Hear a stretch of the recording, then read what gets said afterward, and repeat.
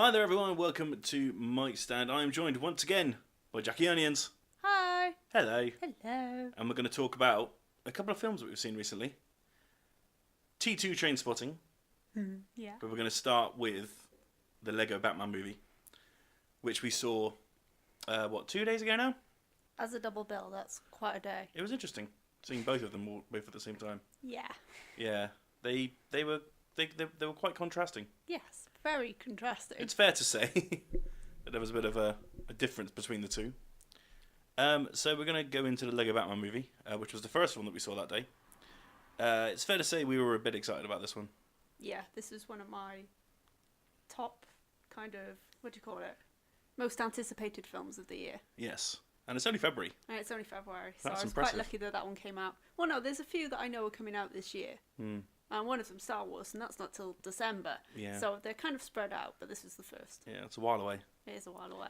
It is too far away, in my opinion. But we got Guardians 2 coming up soon as well. That's one of the others that I mean, that's the big one, isn't it? on my hotly anticipated list. April 27th, I think. Something like that, anyway. A week before the US. Ooh, nice. Yeah, Marvel films are always out here first. It's strange. Okay. Anyway, we're not talking about Marvel, we're talking about DC. We are indeed. And it was a Lego Batman movie. And your overall thoughts? I loved it. Good. I'm going to go straight out and say that. Okay. I loved it. It did not, like I say, it was one of my most hotly anticipated films, and it did not disappoint at all. What was your thinking going into it? Do you think it was going to live up to your expectations? Yeah, I mean, the films that are kind of on my anticipated list are ones that I genuinely expect to be amazing. Like, Trainspotting wasn't on that list, even though I loved the first and I loved the idea that they were doing another one. I really wanted to see it. There was a bit of me that was saying, it's a sequel, is it going to be as good?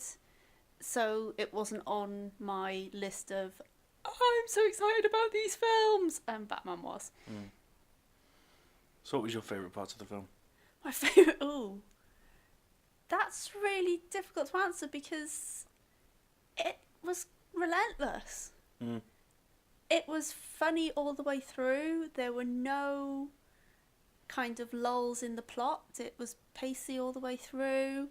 It didn't, although it's a children's film and children will love it, it didn't dumb down at any point. It didn't hammer home the plot or go through things slowly to make sure you got it. It had the pace of an adult film. Yeah. Actually, it had more pace than some other adult films. So it's really, it's one of those films that it's hard to pick out a moment, although there were certain bits that I found I haven't laughed suddenly and out loud like that at a film ever, I don't think. So there were certain lines that appealed to me, obviously, but you enjoy the whole film from start to finish. You really do. I don't think I stopped grinning. Like, as soon as it even starts, you've got Batman narrating over the opening titles. Warner Bros. Shouldn't it be Warner Brothers? It's like, and then it just didn't let up at all until it ended. Must have been at least 3 jokes a minute. And I think one of the biggest things that I liked about it, I loved it too, it was great, was, oh, hello, that was noisy, the sheer amount of Batness.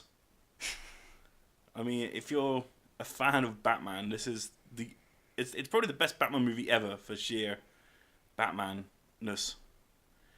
From beginning to end, there was little things and you'd notice that I think only hardcore Batman fans would get, but there were also a ton more mainstream ones. But yeah, it's doing that. But I'm not quite sure how I'm going to get around this. Oh, look at that. See? That's what I'm here for. Clever. Fixing your technical issues. Clever. Were there any references that you didn't get, or anything that went over your head? I wouldn't know, would I? Yeah, I suppose. If they'd gone over my head. I did really like the fact that they kept referring back to different kind of incarnations of Batman. And not just Batman references, but the taking the mick out of Suicide Squad. I've not seen the film because you said it was awful, so I didn't bother watching it. It's wise. But they really seem to have taken on board what the consensus even That's a word. consensus of opinion is on things like the majority of people hated Suicide Squad. You know, the opinions of different Batmans. I don't know what the plural of Batman is. Over the years, Batman. But they've kind of listened to what people think of these things and geared the humour towards that. Excuse me. Which was very funny. Yeah. And it happened throughout. Yeah. So I love the Bat, but there are probably lots of Batman references in there that I just didn't notice, the more subtle ones, and the DC references that I wouldn't necessarily be as clued up on. There was a great bit right at the very start where the Joker is on the helicopter or the plane at the very, very beginning. Yeah. And he's having a conversation with the pilot. Yes. About how he's going to take over the world. The pilot references all the times that he's failed in previous Batman movies, which was really funny. It was like, what about the time with the two boats? It was like, that was it, which is from The Dark Knight. See, no, I didn't get the individual references, as in, I've seen all the films, so I knew what they were talking about. But I knew it was obvious that it was all the times that the Joker had failed, if you know what I mean. So you didn't, although it was funny because they were in the other films, you didn't need to have seen the other films to get that joke. Yeah. That was interesting. It was so referential from the very beginning, especially all the Suicide Squad mentions. You know, there weren't many, but when they were there, they were burns more than anything. Yeah. It wasn't like subtle references. It was just, yeah, criminals against criminals. That's a really bad idea.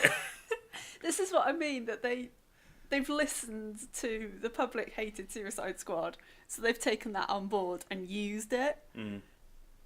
And yeah, it made for some great comedy. There was a very, very small bit that I noticed when Superman's on the TV having a conversation about General Zod taking him to the Phantom Zone. Oh, yeah. And the amateur footage of Superman doing that was provided by Zack Snyder, who was the director of that movie, Superman. I didn't even notice that. It's just little things like that made it just fascinating. So many little bits like that all over the place. And it hammered home a bit that Batman is a solo person. But it kind of had to hammer that home because, okay, there are several kind of layers to this film. So if you are a DC Batman fan, there's a lot that you will get out of it. If you are a Lego fan, there is a lot that you will get out of it, particularly if you play Lego Dimensions and that kind of thing, and if you love the first Lego movie. But you've got to remember that it is, as well, a kid's film. If you were a child, you will love it.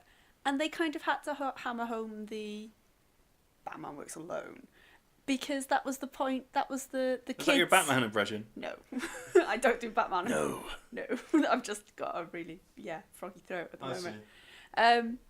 But they had to hammer that home because the message for the kids is about working as part of a team and how, you know, family doesn't mean conventional mum, dad, child. It's the people that care about you most. Yeah. So, it was a really lovely message as well.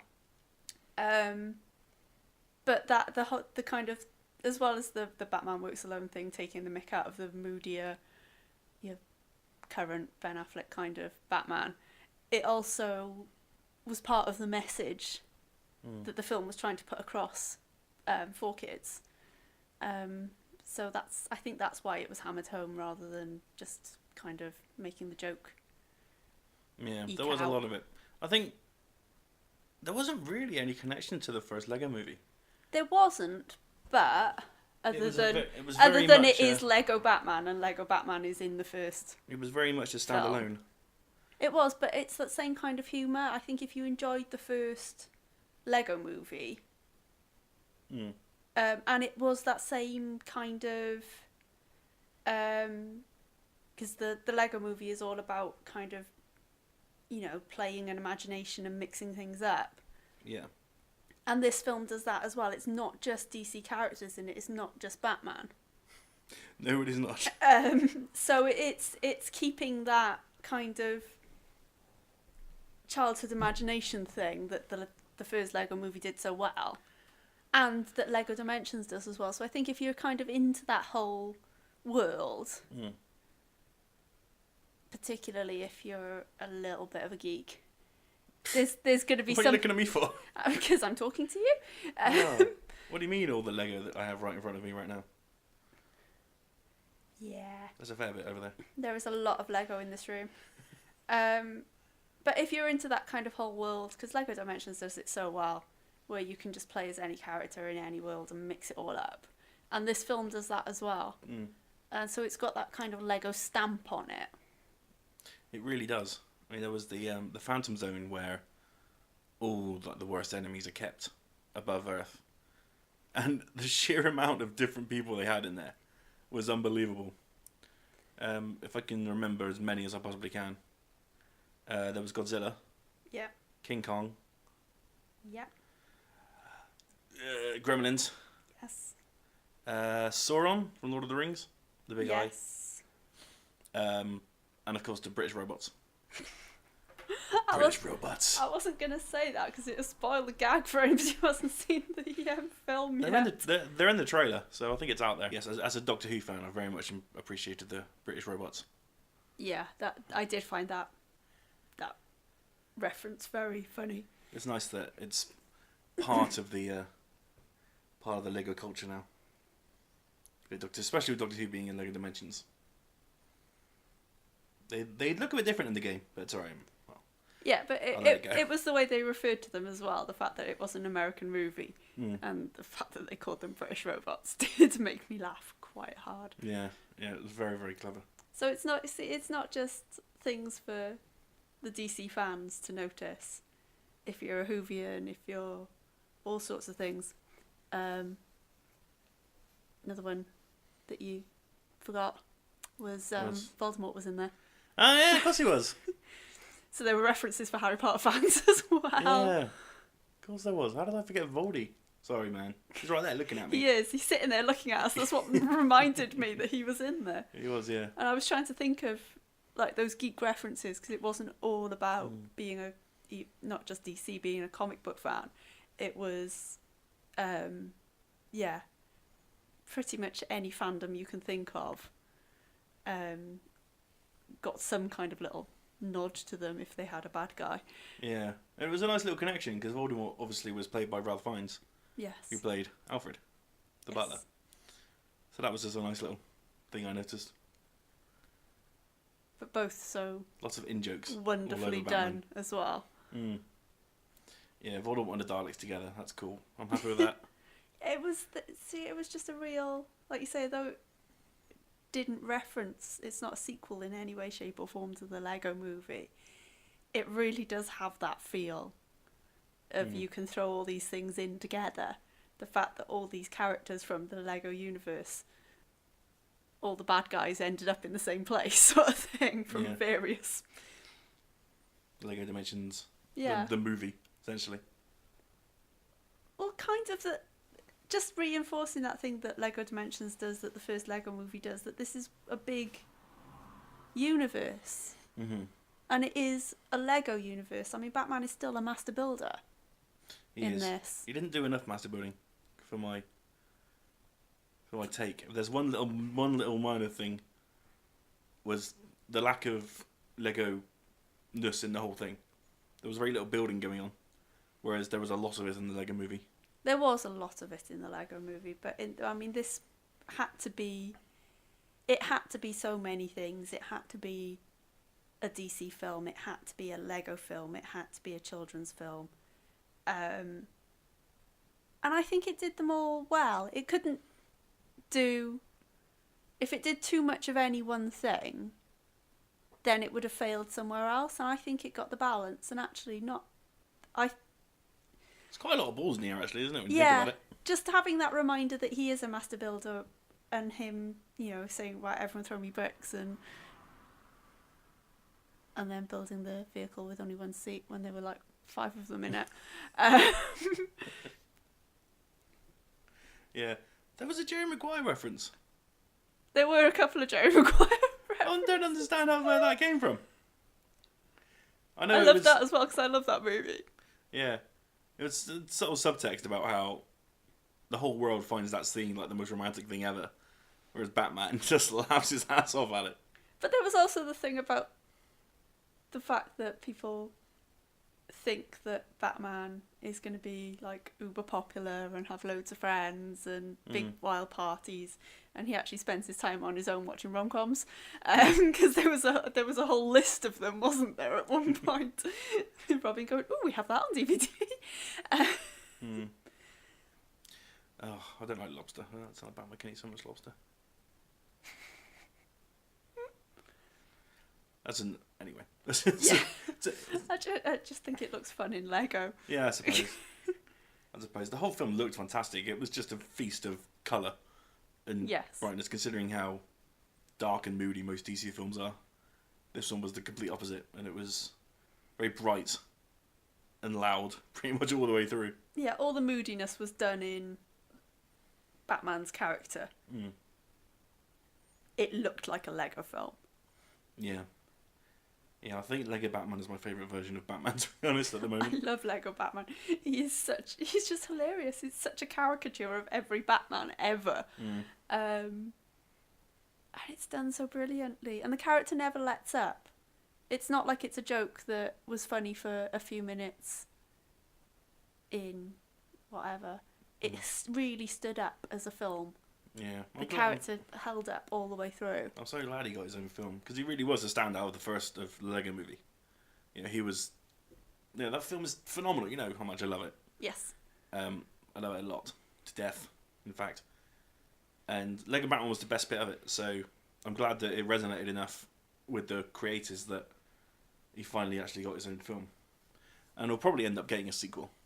I would hope so. I think this could run as a series. There's so much scope, and it was so funny. Yeah, it was great. And every time a new DC film comes out, it's going to just give them more material. Yeah. It's not like the jokes are ever going to run out. Yeah, I know.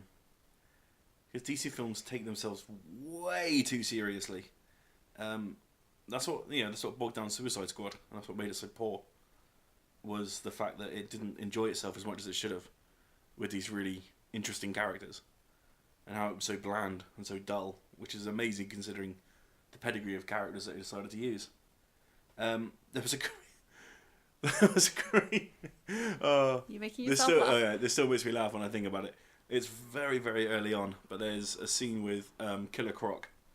I don't really want to ruin it because it's hysterical, but... We've gone into so many spoilers already. I think this just needs a big spoiler alert right at the beginning. Yeah, you'll only get it if you've watched the Squad and realise how little Killer Croc actually does in Suicide Squad. When you watch it back and you're like, what?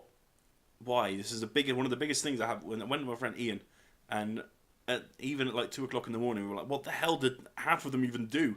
Nothing. And there's just that one line where Killer Croc, there's a bomb which the Joker has at the very start of the movie and he's going to blow up Gotham. And Killer Croc presses the button on the bomb for it to count down. He went, "Yeah, I did something." And I just laughed so hard. And again, I didn't stop laughing all the way through. I haven't seen Suicide Squad, so I didn't get that as a Suicide Squad reference. But just the way it was delivered was funny anyway. Yeah. That's why this film works on all levels. I don't even know if it was a jab at Suicide Squad, but I'm assuming it probably was. Yeah, that has to have been, now you've explained it. But it was just a funny little moment in itself. Yeah. But it's just fantastic. I could watch a Lego Batman movie and all it's doing is taking the piss out of Suicide Squad from beginning to end. I suspect if you watch it again, you'll probably see more things that you missed the first time. Oh, I'll be watching it again. I'll be watching it again. There's very few films that I go out and buy on DVD or Blu-ray anymore. I had about 200 Blu-rays and now have about 5 or 6. 6? 1, 2, 3, 4. Yeah. And I think that might have to join the Pantheon. Because I think of the extras and everything that would come with it. We're out of room on the shelf. I know, we're going to have to start a second Blu-ray shelf. I know, it would completely mess up with the continuity.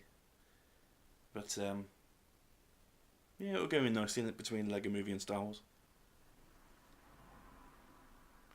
But that will have... This is a genuine worry for you, isn't it? Look at your face, you're like, what? I don't think so. Right now I'm staring at... We've only got 2 DVD shelves built at the moment. We have got a third one, because there's a lot of DVDs in bags and boxes as well. Makes it sound like we just moved in, but we moved in a year ago. Yeah. We're not very good... The problem is we're not very good at building the DVD shelves. No, we need a master builder like Batman to do it for us. Because you built one upside down and I built one with the sides on the wrong way up. So, yeah. This is our DIY skills. But yeah, but if you move one of the... If you get a new Blu-ray, that means one of the Doctor Who Blu-rays goes on a different shelf to everything else. Yeah, but there's still Doctor Who DVDs that it can join. Yeah, but they're a set. Since when have you been so bothered about organisation? Who do you think alphabetised them? Well, I'll leave it in your hands. Have you not noticed? So that is the one reason why we can't get the Lego Batman movie on Blu-ray.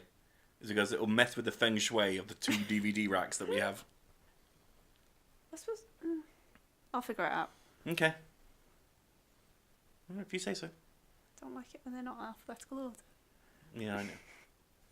I know. I think there's a couple of misplaced ones there right now. I don't think there are. Are you sure?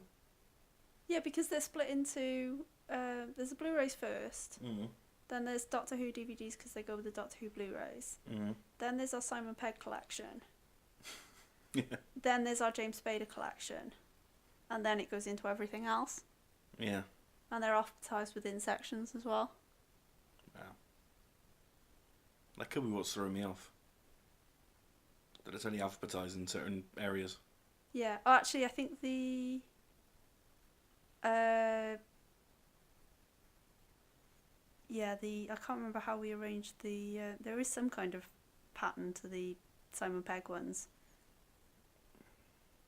It's the Simon Pegg Edgar Wright films, and then Simon Pegg standalone films, and then Edgar Wright standalone with Scott Pilgrim. Oh, Big Train is in there as well. That should be... Big Train should be with Simon Pegg. It should be. Sorry, don't worry about it right now. It's okay. Okay. You've already broken our TV. Let's not worry about that right now. I haven't broken the TV. That's a conversation for another day. Yes. But, yes. I think we should get that Blu-ray. Okay. As and when it's released. Probably won't be for a little while yet, but... Well, the film's not even out yet, so... Yeah. I've got a long time to work out how to arrange our Blu-ray collection. Yeah. You'll be fine. Don't you worry about it. So, overall, Lego Batman thoughts? Loved it. Go see it. No matter whether you're a parent wanting a fun film to take your kids to, a Lego enthusiast, a DC enthusiast, just general geek, anybody with a sense of humour, go see this film. Yes, if you like being happy, go and see the Lego Batman movie. Yes. I said to you when I came out that that's probably the most enjoyable film I've ever watched. Because from beginning to end, it's just complete joy. Yeah. It really is. You know, films can grab you emotionally and they can grab you kind of mentally. You know, I like films more than I like the Lego Batman movie, but I don't think I've enjoyed my time in a cinema more ever. Very few films will make you smile like that one makes you smile. I mean, don't get me wrong, there are emotional moments as well. Mm-hmm. And you do actually, considering they're Lego, you do really feel for the characters. Yeah. There is that beautiful feeling of family and rejection, and it's all in there. But mostly you're just smiling. You're just smiling and you're laughing. You're happy. It's such a happy time. I remember that back in the day. The Lego Batman movie was such a happy time. It feels like it's been ages since I've seen it, because I really, really want to see it again.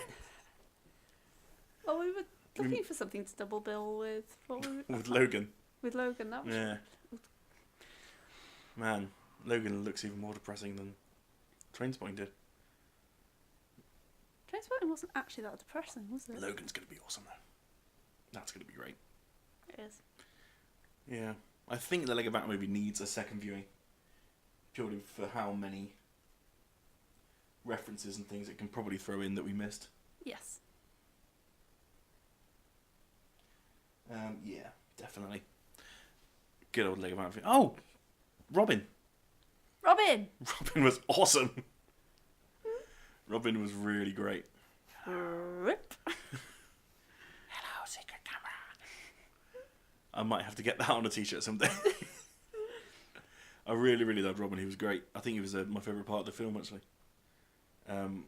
Voiced by Michael Cera, who's of course Scott Pilgrim, Superbad dude. Perfectly cast as Robin. Do you like Robin? I loved Robin. He's just adorable. He's the absolute contrast to Batman, being all dark and moody. Yeah. And he had no reason to be happy, yet he was the happiest boy in the world. And I loved that dynamic, that he was an orphan and Batman was adopting him, and so there's like parent Batman as well as it wasn't just his sidekick sort of thing. Yeah, I love how he came up with his name. Oh, Robin. You mean that just tiny red bird? There is a fair point as to why the hell his name was ever Robin. I think it was explained in one of the old Batman movies, but I can't remember what it is right now. I'm not clued up on. I think it might have been Batman Forever. Which one's that? Which was one of the terrible Val Kilmer Batman film. Okay. With Jim Carrey as the Riddler. Okay. Tommy Lee Jones as Two-Face. Wasn't awful, but... You see, there's one of the ones somewhere around that era that I actually saw in the cinema, and it made that much of an impression on me. I can't remember which one it was. Was it Batman and Robin? I don't know. Doors Clooney Batman. I don't know. It might have been. Arnold Schwarzenegger as Mr. Freeze. I can't remember. I still see you. I genuinely don't know. Chill out. It was just one of these films. Me and my mum used to just go into Cardiff shopping during the school holidays and see a film, and we wouldn't, unless it was like something massive out that we really wanted to see, we wouldn't plan what we were going to watch. We'd just turn up at the cinema and say, right, we'll watch that one. And we ended up watching a Batman film. I don't know if my mum can remember which one it was, but I can't. Yeah. Thinking of timelines, because you would have been 9 or 10 when the Tim Burton one came out. I was older than that. It was Batman Returns. Pretty sure I was older than that. Probably Batman Forever then, Batman and Robin. That era, when Yeah. it got really campy Yeah. and really OTT. Might have been Batman Forever. I kind of enjoyed Batman Forever, because Jim Carrey was at his peak at that time, and it was his performance of the Riddler, Tommy Lee Jones being really crazy as Two-Face. It was a lot of fun, but the Batman Robin was the worst thing ever. Which one's that again? Batman and Robin was George Clooney Batman. Poison Ivy, Arnold Schwarzenegger as Mr. Freeze. So, George Clooney. I was quite a big George Clooney fan at the time that movie came Who out. wasn't? I was a big ER fan, obviously. Dun-dun, dun-dun, dun-dun, dun-dun, dun-dun. What's that? It's the ER theme. No, it's not. Totally Okay, anyway. So, George Clooney, is. I remembered reading an interview with him at the time. And even he turned around and said that he'd killed Batman. Yeah. That was his amazing opinion of that film. Yeah, he's never been a fan of the film. And rightly so. It was bad. It wasn't even, like, bad in a good way. Like Sharknado, it was just bad. Sharknado. Oh, man, you need to see The Fourth Awakens. I think I need to see Sharknado 1 and 2 as well, because I've only seen 3. Well, yeah, I guess so. But there isn't that much of a story strand moving through them all. But I don't see the point in getting excited about 4. But When I have 1 and 2, I can be excited about 1 and 2 as well, because I haven't seen them either. God. Fucking Sharknado. Oh dear. Anyway, that wasn't part of our cinema double bill. No. It's on Netflix though. We should watch that at some point. Right. So yeah, Lego Batman. Go see it. Yes. You have to. Do it. Basically. Go. Now. It's going to be the biggest film of the year. Go and queue outside the cinema all night. Yeah. And you can listen to the next part of the podcast whilst you're queuing. Yes.